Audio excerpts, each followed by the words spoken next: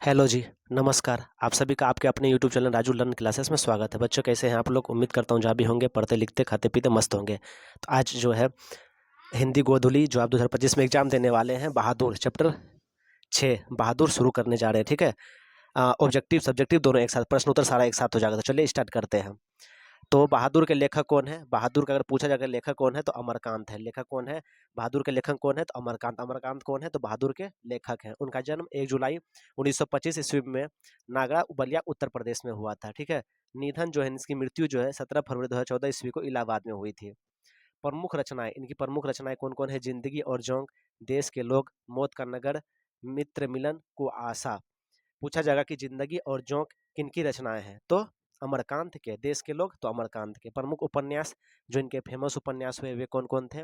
सूखा पत्ता, आकाश पक्षी, काले उजले दिन, सुखजीवी, बीच का दीवार, ग्राम सेविका। ठीक है, 1948 ईस्वी में आगरा के दैनिक पत्र सैनिक के संपादकीय विभाग में नौकरी कर ली। ठीक है, ये सब ऑब्जेक्टिव टाइप का है, वन लाइनर है।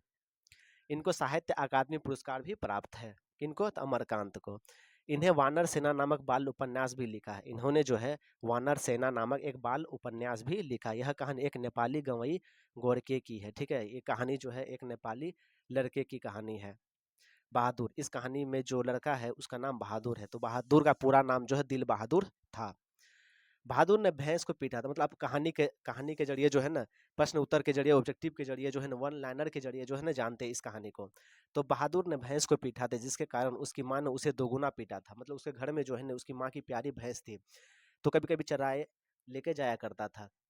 तो बहादुर जो है ना एक बार जो है ना उसकी माँ की भैंस को बहुत पीटा था। मतलब उसी का भैंस था, बहुत पीटा था। तो भैंस जो है उसकी माँ के पास आ जाती है, तो उसकी माँ को आभास हो जाता है और उसी की कल्पना करते हुए ना उसकी माँ ने उसे दुगुना पीटा था। बहादुर घर से 2 रुपया लेके भागा था। उसकी माँ जब मारा था ना, तो वो जो रात भर जंगल में रहा, छुप के रहा, और सुबह होते ही जो न घर आया कुछ रुपए लेके चला गया, जिसमें से वो 2 रुपया ही लेके गया था। बहादुर के पिता जो है ना युद्ध में मारे गए थे। बहादुर के पिता युद्ध में मारे गए थे। बहादुर की उम्र जो है लगभग 12 से 13 वर्ष का था। ठीक है, लेखक, मतलब बहादुर जो है, बहादुर को एक लेखक के घर में लेके जाया जाता है। मतलब उसका लेखक का जो साला होता है ना उसको लेके जाता है नौकर के रूप में। ठीक है, तो लेखक की पत्नी का नाम निर्मला थी। लेखक का पुत्र का नाम किशोर था। बहादुर को जो है लेखक का साला लेकर आया था लेखक के यहाँ। अमरकांत ने हाई स्कूल की शिक्षा जो बलिया से पास की थी। बहादुर अपने घर से माँ की मार के कारण भागा था। बहादुर क्यों भागा था? तो माँ की मार के कारण। बहादुर से मार खाकर भैंस भागी भागी किसके पास चली आई थी? माँ के पास चली आई थी। लेखक के रिश्तेदार ने बहादुर पर कितने रुपए चुराने का इल्जाम लगाया था? तो 11 रुपये। बहादुर कहाँ का रहने वाला था? तो नेपाल का। अब है, बहादुर स्वयं के प्रति लेखक तथा उसके घर वालों के व्यवहार में आए परिवर्तन के कारण जो है लेखक के घर अचानक वो चला जाता है। कुछ मतलब धीरे धीरे जो है ना, पहले तो शुरुआती में बहादुर के साथ अच्छा व्यवहार किया जाता है, लेकिन धीरे धीरे जो है ना उसके साथ बेरुखी की जाती है। हर समय जो है ना उसको डांट फटकार किया जाता है। तो जो है ना ऐसे जो बहादुर उदास रहने लगता है, उसको काम में मन नहीं लगने लगता है। ठीक है, और तो रुपए का इल्जाम, चोरी का इल्जाम लगा जाता है ना, तो बहादुर जो है इसी सब कारणों के कारण जो है वह घर छोड़ के चला जाता है। लेखक की पत्नी के रिश्तेदार रविवार के दिन आए थे। ठीक है, रविवार के दिन कौन आए थे? तो लेखक के पत्नी के रिश्तेदार। अब चलते, ये आपका वन लाइनर हो गया, मतलब ऑब्जेक्टिव हो गया। अब सब्जेक्टिव की ओर चलते हैं, प्रश्न उत्तर की ओर। यदि आपने इस चैनल को सब्सक्राइब नहीं किया तो प्लीज़ चैनल को सब्सक्राइब कर दें, एक कमेंट भी कर दें, लाइक भी कर दें। ठीक है, चलते हैं प्रश्न उत्तर के ओर। तो पहला प्रश्न है कि अपने शब्दों में पहली बार दिखे बहादुर का वर्णन कीजिए। जब लेखक ने बहादुर को पहली बार दिखा था तो उसे कैसा दिखा था?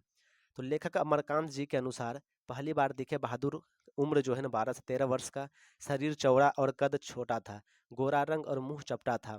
वह उजला हाफ पैंट और सफ़ेद कमीज, भूरे रंग का जूता और गले में स्काउट गाइड का रुमाल लिए हुए खड़ा था जब पहली बार बहादुर को देखा गया था। तो ये उसका उत्तर हो गया। ठीक है, दूसरा प्रश्न चलते हैं। लेखक को क्यों लगता है कि लेखक को क्यों लगता है कि नौकर रखना बहुत जरूरी हो गया था? ठीक है, लेखक को क्यों लगता है कि नौकर रखना बहुत जरूरी हो गया था? कहाँ पे? तो अपने घर में। तो इसके प्रश्न की ओर चलते हैं।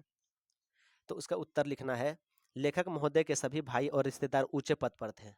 लेखक जो है उनके जितने भी रिश्तेदार और भाई थे ना, तो ऊंचे पद पे थे, ऊंचे पोस्ट पे थे, बड़े बड़े अधिकारी थे। इसलिए उन लोगों के पास नौकर चाकर था। ठीक है, अब जिन जिन्हें बड़ा नौकरी है, जो ज़्यादा पैसा कमाता है, तो अधिकतर उनके घर में जो है नौकर रहता ही रहता है। तो जिसके कारण उसकी भाभियाँ जो है महारानी बनकर बैठी रहती थी, ठीक है। लेखक के भाई के यहाँ जो नौकर था, तो उसकी जो बीवी थी, पत्नी थी, मतलब लेखक का तो भाभी लगेगी, तो भाभियाँ जो उनकी महारानी बन के बैठी रहती थी। जब उनकी बहन के विवाह में सभी रिश्तेदार का मिलन हुआ, तो लेखक महोदय की पत्नी मतलब निर्मला भी वहीं पर थी। तो उन्होंने नौकर को देखकर जो है ईर्ष्यालु हो गई, ठीक है। जब वहां पर देखा कि इसकी भाभी जो है बहुत ही सज धज के रहती है, कोई टेंशन नहीं है, काम नहीं करना पड़ता है, तो इनके भी मन में हो गया क्या, लेखक की पत्नी को, कि नहीं, मेरे यहाँ भी अगर नौकर रहता तो मुझे भी जो है ज़्यादा काम नहीं करना पड़ता, मैं भी महारानी बन के बैठी रहती। तो जब शादी के समारोह से जब घर आती, तो इसके बाद से जो है ना, लेखक के घर में जो है नौकर रखने के लिए सुबह शाम परेशान करने लगती है। वह जो है सिर्फ सुबह शाम जो है पर नौकर नौकर जपती रहती है। तो अब जो है लेखक महोदय को नौकर रखना बहुत जरूरी हो गया था इसी कारण से, ठीक है। चलिए तीसरा प्रश्न चलता है, बहादुर अपने घर से क्यों भागा था। तो इसका उत्तर लिखना है कि बहादुर जो है कभी कभी पशुओं को चराने के लिए ले जाया जाता था। एक बार उसने अपनी माँ की प्यारी भैंस को बहुत मारा। मार खाने के बाद भैंस उसकी माँ के पास पहुंच जाती है। माँ को आभास होता है कि बेटे ने इसको काफी मारा है। माँ ने भैंस की मार का काल्पनिक अनुमान करके एक डंडे से उसकी दुगुनी पिटाई की। लड़के का मन जो है माँ से फट गया और वह पूरी रात जंगल में छुपा रहा। फट गया का मतलब हो गया यह कि भैंस के कारण से जो है ना उसके बेटा को मारा, ठीक है। इतना प्यारा, बेटा से ज्यादा प्यारा भैंस होने लगा कि अगर मैंने भैंस को मारा तो उसने मुझे इतनी पिटाई की। इस कारण से जो है ना लड़के का मन जो है माँ से फट गया और वह पूरी रात जो है जंगल में रहा। अंततः जो है अंततः सुबह में घर पहुंचकर चुपके से कुछ रुपया लिया और घर से भाग गया, ठीक है। चौथा प्रश्न है, बहादुर ने लेखक का घर क्यों छोड़ दिया, अथवा किन कारणों से बहादुर ने एक दिन लेखक का घर छोड़ दिया। क्या वजह हुआ होगा जो बहादुर ने लेखक का घर छोड़ दिया था। तो उत्तर लिखना है, लेखक के घर में प्रारंभ में बहादुर को अच्छा से रखा गया। जब कोई नौकर आता है, किसी के यहाँ भी अगर आप जाते हैं, कोई भी आता है, तो उसका ध्यान जो है शुरुआती दौर में अच्छे से रखा जाता है। लेकिन धीरे धीरे लेखक का लड़का उस पर दबाव डालकर काम करवाने लगा। कुछ समय बाद पत्नी एवं पुत्र दोनों उसकी पिटाई बात बात पर कर देते थे। मतलब एक थप्पड़ लगा देना, उधर से आना, एक थप्पड़ लगा देना, ये काम करो, वो काम करो। इसी तरह से एक रिश्तेदार लेखक के घर पर एक दिन आया और रुपए खो जाने की बात कहते हुए बहादुर पर चोरी का आरोप लगा दिया। उस दिन लेखक ने बहादुर की पिटाई कर दी। बार बार प्रत्यारित होने से एवं मार खाने के कारण वह एक दिन जो है अचानक भाग गया। यही कारण था, ठीक है। अगला प्रश्न चलते हैं, बहादुर पर ही चोरी का आरोप क्यों लगाया जाता है। बहादुर पर ही चोरी का आरोप क्यों लगाया जाता है और उस पर इस आरोप का क्या असर पड़ता है। जब रिश्तेदार उनके घर आया था तो चोरी का आरोप क्यों लगाया, ठीक है। कभी कभी क्या हो जाता है, दूसरे को जो है ना ये होने लगता है, मतलब जलने लगता है कि उसे घर में नौकर है, सब काम नौकर ही कर देता है और ये सब जो है आराम से बैठी रहती है, तो जो है नौकर को क्यों ना हटाया जाए। एक होता है, अधिकतर देखे होंगे ऐसा होता ही है, ठीक है। मतलब जलने लगता है दूसरे को देख के लोग। तो आखिर क्यों उस पे आरोप लगाया गया और इसका असर क्या पड़ा। तो उत्तर लिखना है, प्राय ऐसा देखा जाता है कि लोग घर के नौकर को है मतलब होता है तुच्छ नीचा दृष्टि से देखना, ठीक है। ऐसा नहीं है कि नौकर को आप इस तरह से, आपके यहाँ काम कर रहा है, हर सुख दुख में वो साथ दे रहा है, ठीक है, सारी काम कर रहा है आपका, हर घर का बाहर का जो भी हो आपको आराम दे रहा है, तो लोग जो है ना उसको है दृष्टि से देखता है। किसी मामले में उसे दोषी मान लेना आसान लगता है, ठीक है। लोगों का लगने लगता है कि नहीं, ये दूसरे घर का है, मेरे घर में नौकर नौकर बने काम करता है, हो सकता है ये चुराया हो, आखिर पैसे के लालच में काम कर रहा है, घर में रह रहा है, इसको सब पता है, तो उसको दोषी मान लेना जो है ना आसान लगने लगता है। रिश्तेदार ने सोचा कि ईमानदार बहादुर पर आरोप लगाने से लेखक को लगेगा कि ऐसा हो सकता है। बहादुर इस आरोप से बहुत दुखी होता है क्योंकि उसने चोरी किया नहीं, ईमानदार था। उसके अंतरात्मा जो है, अंदर दिल पर जो है ना गहरी चोट लगती है।